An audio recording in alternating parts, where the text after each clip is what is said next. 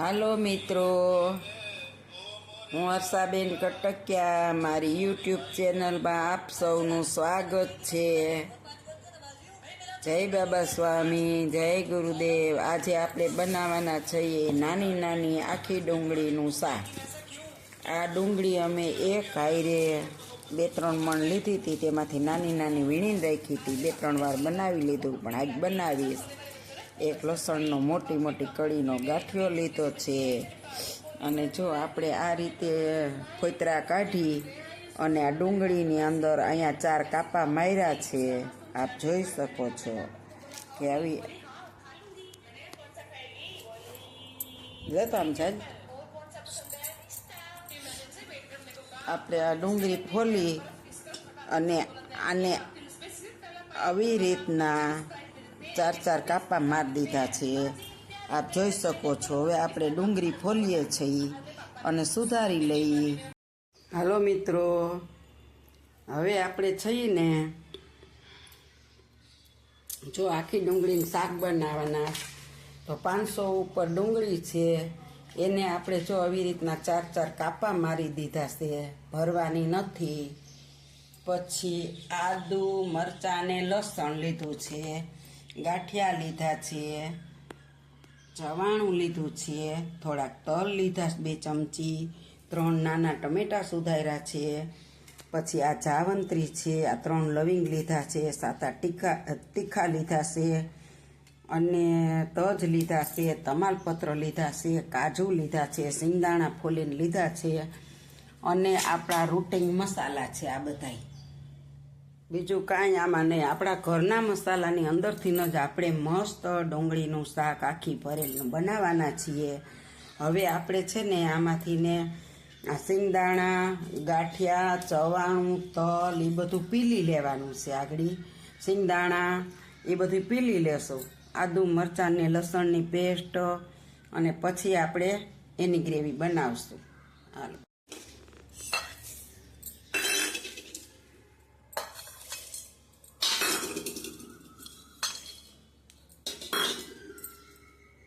પાવડું તેલ નાખ્યું, ગેસ બંધ કર્યો, આ બીજું પાવડું નાખ્યું, અને આ ત્રીજું પાવડું નાખ્યું.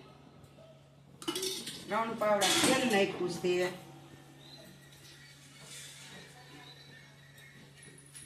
હવે આપણે આમાં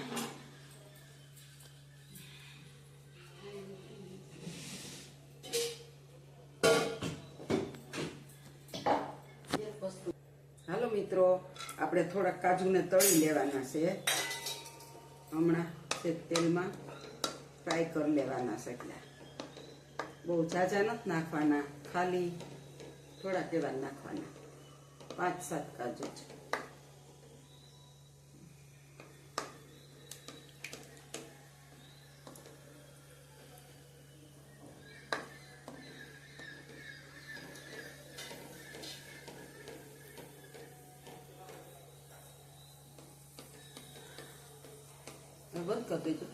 મિત્રો, હવે આપણે આમાં થોડીક રાઈ નાખવાની છે, જીરું નાખવાનું છે વઘાર માટે. થોડુંક એવું આપણું જીરું, રાઈ જીરું તતડી જાય એટલે આપણે આની અંદર હિંગ નાખવાની છે.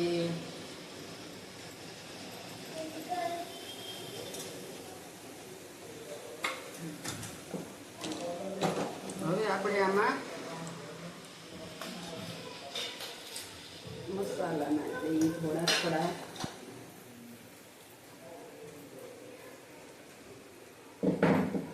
આપણે તજ, લવિંગ, તીખા, જાવંત્રી ખાંડ્યા હતા એ છે.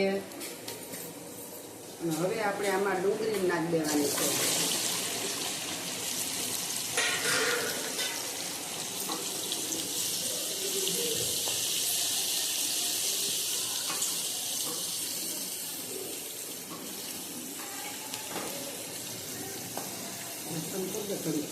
તો આપણે ડુંગળી સાતળી છે, બહુ નથી બલાવવાની, ભાંગી જાય. આપણે આખી ડુંગળી છે ને, એટલે હજી આપણે આમ 10 મિનિટ પાકવાની છે. અને થાળીમાંથી પાણી મૂકી અને હાલો મિત્રો, જો આપણી ડુંગળી છે ને હવે અડધી બફાઈ ગઈ છે અને અડધી છે ને આપણે એને ગ્રેવીની અંદર બાફવાની છે. હવે આપણે આમાં નાખશું આ ટમેટાની ગ્રેવી. ટમેટાની ગ્રેવી છે, પછી આ તલની ગ્રેવી છે. એ ગ્રેવી આપણે પહેલાં કરી લીધી હતી પણ ઉપર પડી છે એટલે મારે તમને બતાવી શકાણી નહોતી.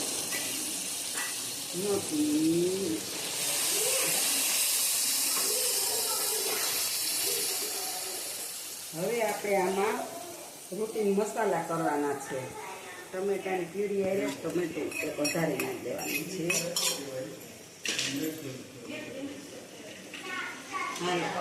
હવે આપણે આમાં છે ને ચટણી નાખવાની છે. આપણે જેટલું તીખું ખાતા હોઈએ ને એ પ્રમાણે. પછી આપણને એમ લાગે કે મોડું છે તો નાખવાનું. હવે ધાણા જીરું પાવડર,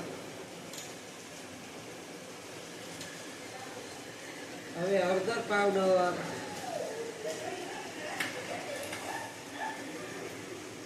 અને હવે આપણે નિમક નાખવાનું છે. નિમક આપણે 2 ચમચી જેટલું નાખશું.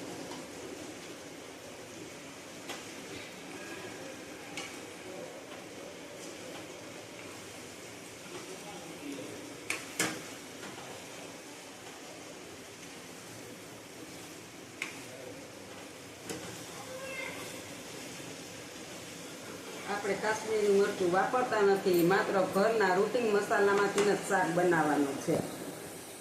આપણે કંઈ દેખાડો કરવાનો જ બનાવતા. બસ હવે જે મસાલા છે એમાંથી જ બનાવવાનું છે. આપણું તેલ ઉપર આવે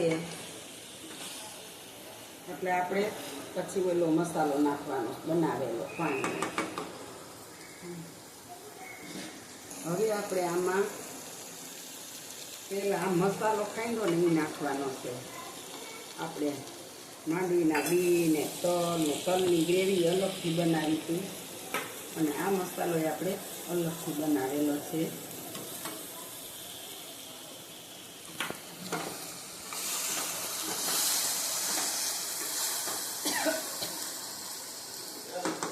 થોડું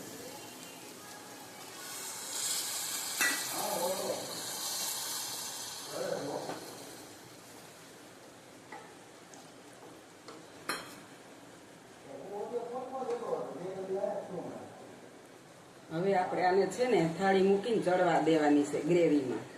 અને આપણે જેટલી ગ્રેવી રાખવી હોય ને એટલી હવે ધીરે ગેસે આપણે આને ચોળવવાની છે મસ્ત. હવે આપણે થોડો કેવો ગરમ મસાલો નાખવાનો છે, આછો બહુ નહીં, થોડો કેવો. અને હવે આપણે આ કાજુના ટુકડા નાખી દઈશું. અને હવે આપણે નાખશું આ કોથમીર સૂકવેલી છે. અત્યારે લીલી તો આજે લેવા નથી જવાનું, સૂકેલી કોથમીર નાખી દઈએ. અને આપણું શાક બની ગયું છે. આખા ઘરમાં સુગંધ બહુ જ આવી રહી છે. તેલ ઉપર આવી ગયું છે, આપણે જોઈ શકો છો. તેલ ઉપર જ આવી ગયું. મિત્રો, હું વર્ષાબેન કટકિયા. આપણું ડુંગળીનું શાક બની ગયું છે. આપણે એવી રીતના બનાવજો અને પછી મને કોમેન્ટમાં લખજો કે કેવું લાગ્યું.